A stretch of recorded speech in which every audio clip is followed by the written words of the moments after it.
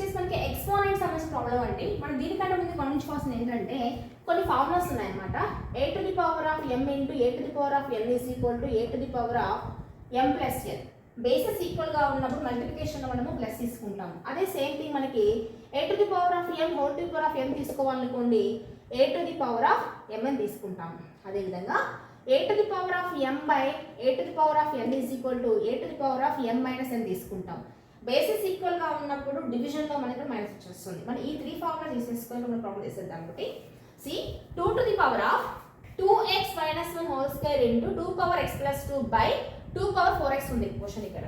ఇక్కడ ఏముంది a power m power n వస్తుంది. అంటే ఏం చేస్తాం మనము a పవర్ m చేస్తాం కదా. కాబట్టి ఫస్ట్ సెకండ్ ఫార్ములా ఇంప్లిమెంట్ చేసినట్లయితే 2 to the power of 2 into 2x minus 1 వచ్చేస్తుంది. Next 2 to the power of x plus 2 additional divided by 2 to the power of 4x వచ్చేస్తుంది. Now let us take 2 power ఇక్కడ ఏముంది multiplication కాబట్టి 2 to the power of 2 2 jar 4x minus 2 ఇక్కడ 2 to the power of x plus 2 వచ్చేస్తుంది divided by 2 to the power of 4x వచ్చేస్తుంది.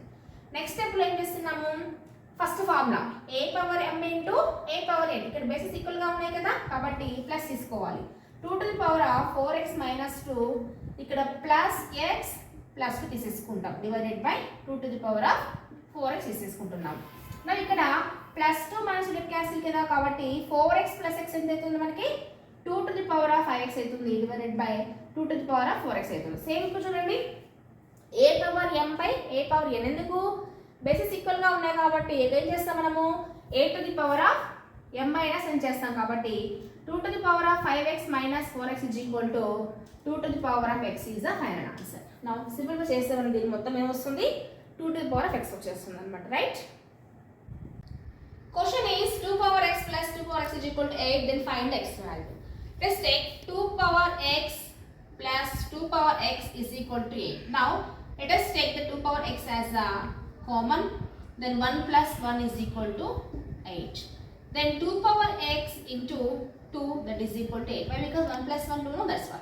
Now 2 power x is equal to 8 by 2 that is equal to 4. 2 power x is equal to 4, then it can be written as 2 square, isn't it? Now 2 power x is equal to 2 square. Here bases are equal, then powers also equal. Then x is equal to 2 is the answer.